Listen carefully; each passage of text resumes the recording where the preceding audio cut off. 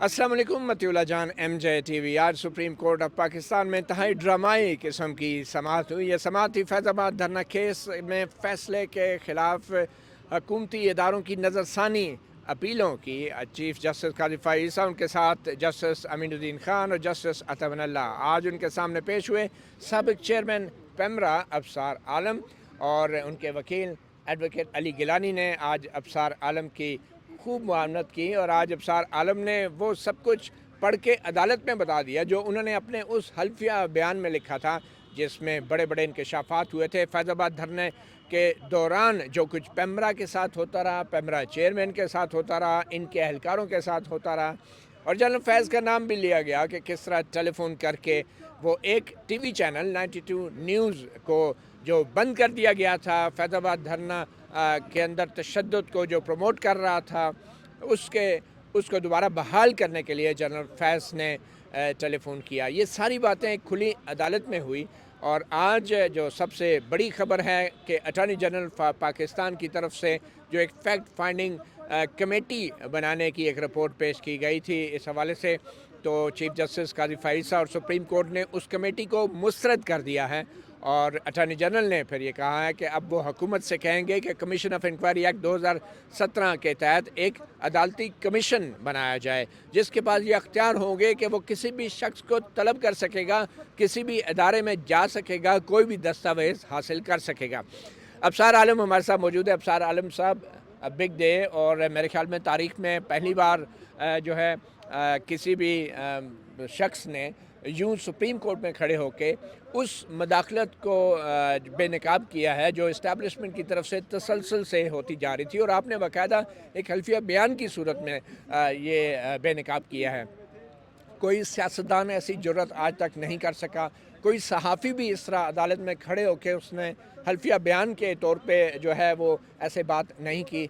आपने ये जो बयान दिया है और सुप्रीम कोर्ट में आज जो अटॉर्नी जनरल ने कमीशन ऑफ इंक्वायरी एक्ट की बात की है, तो क्या आप समझते हैं कि आपने इतना बड़ा जो फ़ैसला किया, इतना बड़ा आपने ये काम किया है, इस पे कमीशन ऑफ इंक्वायरी एक्ट के तहत बनाए गए कमीशन से मामलात हल की तरफ जाएंगे? आप चाहते क्या हैं कि कमीशन क्या मालूम करे? मैं पहले तो अपने वकील अली गिलानी साहब का शुक्रिया अदा करना चाहता हूँ। हम 2007 से इसी तरह के इश्यूज़ पे काम करते हैं इकट्ठे, और इन्होंने बड़ी मेहनत की मेरा वो बयान बनाने में, जो बयान हल्फी मैंने दिया है, और दिन रात एक करके। बहुत शुक्रिया अली साहब आपका। अल्लाह ताला आपको इसका जज़ाए खैर अता करे, क्योंकि मैं देना तो इनको कुछ नहीं, इनको दुआएं दे सकता हूँ। नहीं, बड़ी कंट्रीब्यूशन है बहुत जी, जी। इनका, तो थैंक यू वेरी मच। तो आपका जो सवाल है ना, मैं इस पे क्या तवक्को है आपकी? मेरी तवक्को जो चीफ जस्टिस काज़ी फ़ाइज़ ईसा साहब ने कहा है, उम्मीद है। और उन्होंने कहा है कि उन्होंने बार बार कहा है, मौजूदा चेयरमैन पेमरा को भी और बहुत सारे लोगों को भी उन्होंने कहा है कि truth will set you free.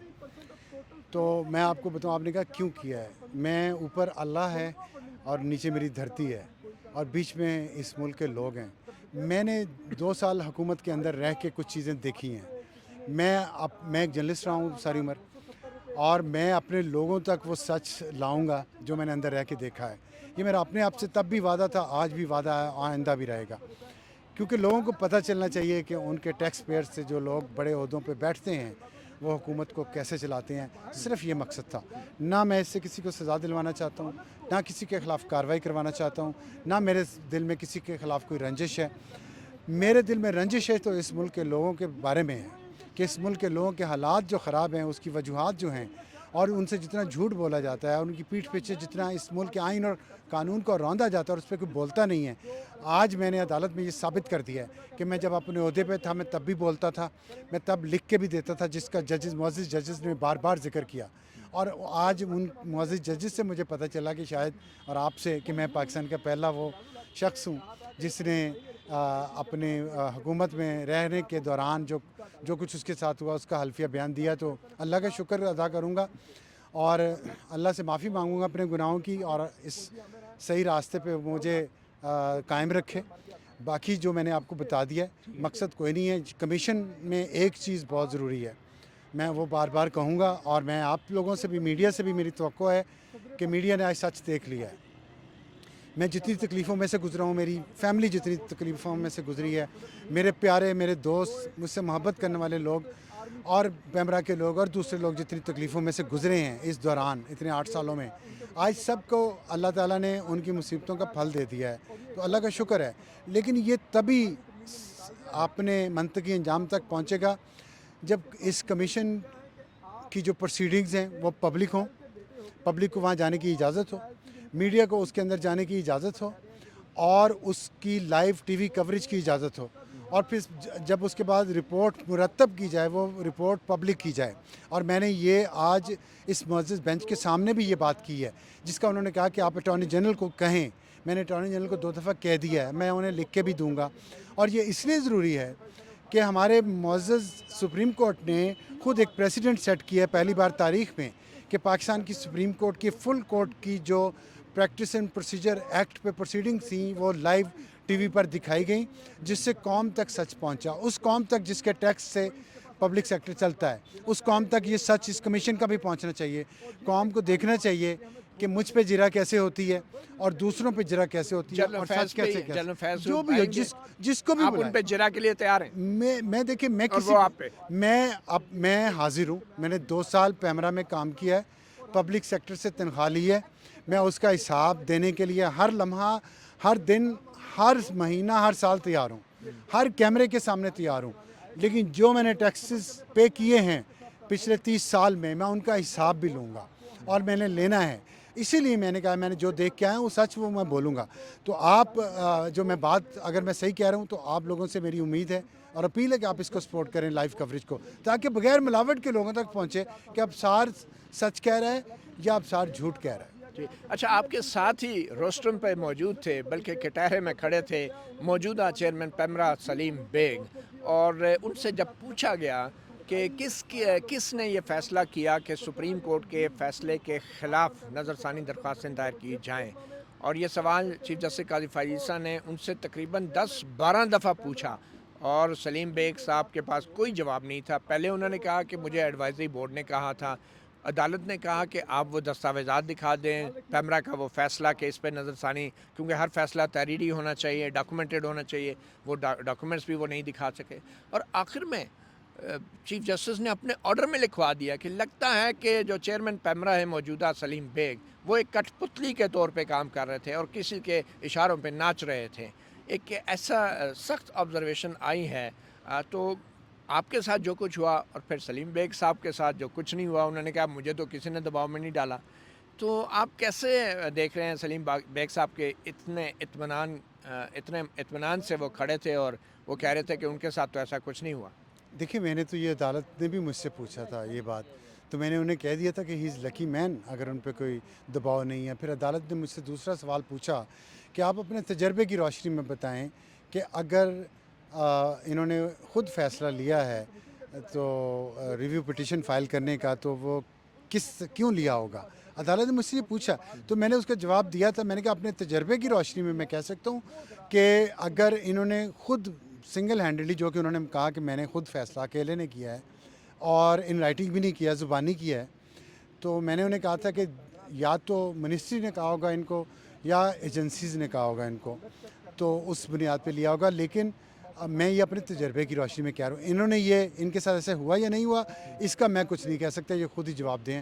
تو میرا خیال ہے کہ جو قاضی فائز عیسیٰ صاحب نے کہہ دی ہے اس سے زیادہ میرا کہنا کچھ زیادہ مناسب نہیں ہوگا. میرے وہ سکسیسر ہیں.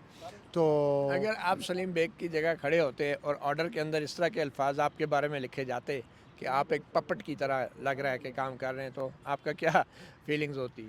اللہ نہ کرے کہ کسی دشمن پہ بھی ایسا وقت آئے، اور میں تو یہ سمجھتا ہوں کہ مشکل وقت تھا ان کے لیے. میں ان سے اظہار ہمدردی کر سکتا ہوں. میں اس پہ خوش نہیں ہوں اور میں اس پہ افسردہ ہوں کہ اس ملک کے حالات کس نہج تک لے کے آئے ہیں، جہاں اتنے بڑے بڑے آفیسرز کو ایک سب سے بڑی پاکستان کی عدالت کے سامنے کھڑے ہو کے سچ بولنا چاہتے بھی ہوں. ہو سکتا ہے وہ سچ بولنا چاہتے ہوں لیکن وہ بول نہیں پائے. انہوں نے گھر جانا تھا، ان کی فیملی ہے، ان کا خاندان ہے، ان کی اپنی زندگی ہے، ان کا ذریعہ آمدن ہوگا، ان کو خطرات ہوں گے بہت سارے. میں ایزیوم کر رہا ہوں. آپ تو ان سارے امتحانات سے گزر چکے ہیں. میں دیکھیں میں پھر وہی بات ہے، میں تو دوسری زندگی جی رہا ہوں مطیع اللہ جان، اور مجھے زندگی کی اب ضرورت نہیں ہے. میں اپنی زندگی ایک جی چکا ہوں. یہ جتنی رہ گئی ہے اس کو खुल के जीना है और अल्लाह को जवाबदेही के सोच के जीना है। और मेरी कमिटमेंट धरती के साथ है, लोगों के साथ है, अल्लाह के साथ है और सच के साथ है कि जो कुछ मैंने देखा है, मैं कोई इनकलाब नहीं लाना चाहता, मेरे कोई मकासद नहीं है। मैं सिर्फ जो सच देखा है मैं लोगों तक लाना चाहता हूँ। आपको याद है शुरू जब हम जर्नलिज्म में आए तो हमें ये सिखाया जाता था कि आपका काम है रिपोर्ट करना, सच दिखाना। तो मैंने जो देखा है पब्लिक सेक्टर के अंदर रह के आके मैं बाहर रिपोर्ट कर रहा हूँ अपने लोगों को, जिनके टैक्स के पैसों से मुझे 2 साल सैलरी मिली। बहुत शुक्रिया अफसार आलम, आप कुछ देर यहाँ रुकिएगा, हम इकट्ठे ही हमने जाना है, मगर बाकी अहम खबरें भी आपको बताते चलें कि सुप्रीम कोर्ट ऑफ पाकिस्तान ने इलेक्शन कमीशन से पूछा कि जो तहरीक-ए-लबैक पाकिस्तान जो सियासी जमात जो कि फैज़ाबाद धरना का एक मरकज़ी किरदार था, उनकी बतौर सियासी जमात रजिस्ट्रेशन कैसे हुई। और तो इलेक्शन कमीशन पाकिस्तान के जो वकला थे, एक सीनियर वकील थे हाफ़िज़ एस ए रहमान साहब, पहले तो उनके पास कोई जवाब नहीं था। उन्होंने कहा मैंने अभी पढ़ा ही नहीं है, अफसार आलम साहब का एफिडेविट नहीं पढ़ा, क्योंकि चीफ जस्टिस ने उनसे पहले ये पूछा था कि आपने अफसार आलम साहब का एफिडेविट पढ़ा। उन्होंने कहा मुझे तो आज ही कॉपी मिली है।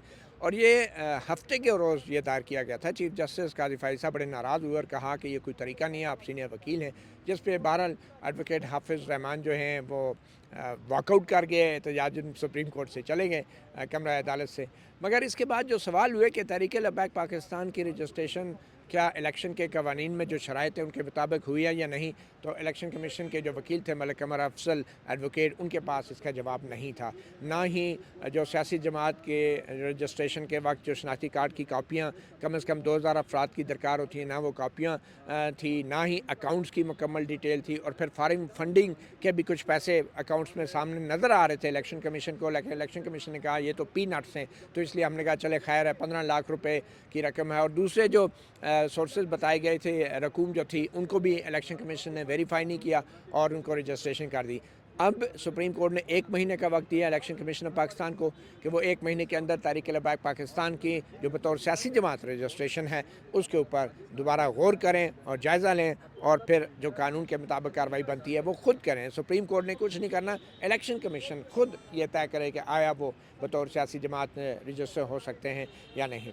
दूसरी अहम बात ये थी कि सलीम बेग जो चेयरमैन पैमरा थे, उनको भी आज बार बार पूछा गया कि किसके कहने पे आपने नज़रसानी दरख्वास्त दायर की, और सुप्रीम कोर्ट ने अपने ऑर्डर में भी ये लिखवाया है आज के कि लगता है कि तमाम जो सरकारी इदारे थे उन्होंने एक ही दिन एक ही वक्त में ये फ़ैसला किया कि हमने इस फ़ैसले को चैलेंज करना है, और आज वो तमाम सरकारी इदारे जो हैं वो अपनी जो नज़रसानी दरख्वास्तें हैं वो एक ही दिन एक ही वक्त में वापस ले रहे हैं। तो क्या ये कोई मुनज़्ज़म किसी एक शख्स के कहने पर ये सरकारी इदारे हरकत कर रहे थे और चैलेंज कर रहे थे सुप्रीम कोर्ट के फ़ैसले के? तो इस हवाले से भी आज चीफ जस्टिस ने अटॉर्नी जनरल से कहा है कि वो जो कमीशन ऑफ इंक्वायरी एक्ट बनना है तो वो कमीशन ये भी देखे कि क्या कि ये कोई एक मुनज़्ज़म किस्म की एक साजिश थी, या क्या एक मुनज़्ज़म किस्म की ये मूव थी कि सारे दरख्वास्तें जो नज़रसानी की दायर की गई सारे इदारों ने और फिर एक साथ वापस ली जा रही, क्या ये दबाव के तहत सब कुछ हो रहा था, और वो कौन सी कुव्वत है कि जो इन तमाम इदारों को कंट्रोल कर रही थी। तो बहरहाल चेयरमैन पैमरा भी कुछ सवालों के जवाब नहीं दे सके,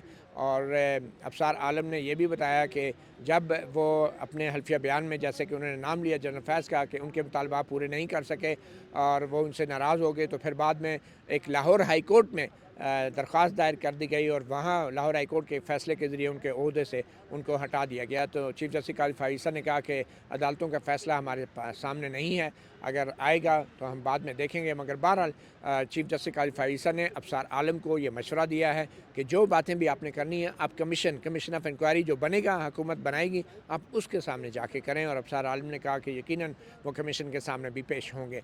अब बड़ी दिलचस्प सूरत हाल है, अगर कमीशन ऑफ इंक्वायरी बन जाता है तो फिर ऑब्वियसली वो जनरल फैज़ हमीद को भी तलब करेगा, क्योंकि अफसार आलम का हल्फिया बयान मौजूद है जो अदालती रिकॉर्ड के ऊपर है, और उस हल्फिया बयान में जो इल्ज़ामात लगाए गए हैं उन इल्ज़ामात जनरल फैज़ के बारे में, तो जनरल फैज़ को भी वो कमीशन ऑफ इंक्वायरी जो है वो तलब कर सकेगा, क्योंकि 2017 के कानून जो कमीशन ऑफ इंक्वायरी एक्ट है उसके तहत कमीशन के जो भी अरकान हैं उनको ये अख्तियार हासिल होगा कि वो किसी भी मामले पे तहकीकात करते वक्त या तफ्तीश करते वक्त जो है किसी भी शख्स को जो है वो तलब कर सकेगा। तो ये एक बहुत बड़ी डेवलपमेंट है आज की।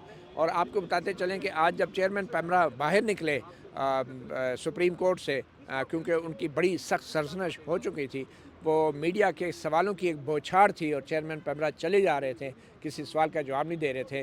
تو مطیع اللہ جان ایم جے ٹی وی نے بھی ان سے کچھ سوال کیے, آئے آپ کو دکھاتے ہیں. عمران خان کا نام بھی آج نئی ٹی وی پہ لیا جا رہا, کیا ابھی تک صورتحال وہی ہے جو کہ تم ہے؟ آزاد ہیں. بیگ صاحب, نظر ثانی کی درخواستیں بغیر اجازت کے اتھارٹی کے آپ نے ذاتی طور پہ دائر کر دی تھی. بیگ صاحب, نظر ثانی کی درخواستیں آپ نے بغیر اتھارٹی کے دائر کر دی تھی, اور آپ کو یہ جو کٹ پتلی کہا گیا ہے سپریم کورٹ کی طرف سے, آپ اس فیصلے کے خلاف کوئی اپیل کریں گے؟ بیگ صاحب, سپریم کورٹ نے اپنے آرڈر میں آپ کو کٹ پتلی کہا ہے, آپ اس کے بارے میں کیا کہیں گے؟ آپ نے کورٹ کو مس لیڈ کیا ہے سر, یہ کورٹ نے واضح طور پہ آج چیف جسٹس نے لکھایا اپنے آرڈر میں. آپ کس کے کہنے پہ پیمرا میں فیصلے کرتے رہے ہیں, جنرل فیض کے؟ سرکاری ملازمین کی بڑی بڑی گاڑیوں کے دروازے بند کیوں نہ ہو جائیں, مگر جب تک عدالت کے انصاف کے دروازے کھلے ہیں اس وقت تک پاکستان میں جمہوریت پسند لوگوں اور آئین کی بالادستی پر یقین رکھنے والی قوتوں کو ایک امید سی باقی رہے گی.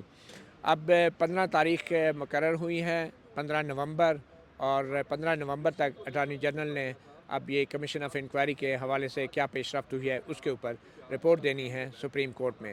مطیع اللہ جان, ایم جے ٹی وی سے اتنا ہی, اجازت دیجیے, اللہ حافظ.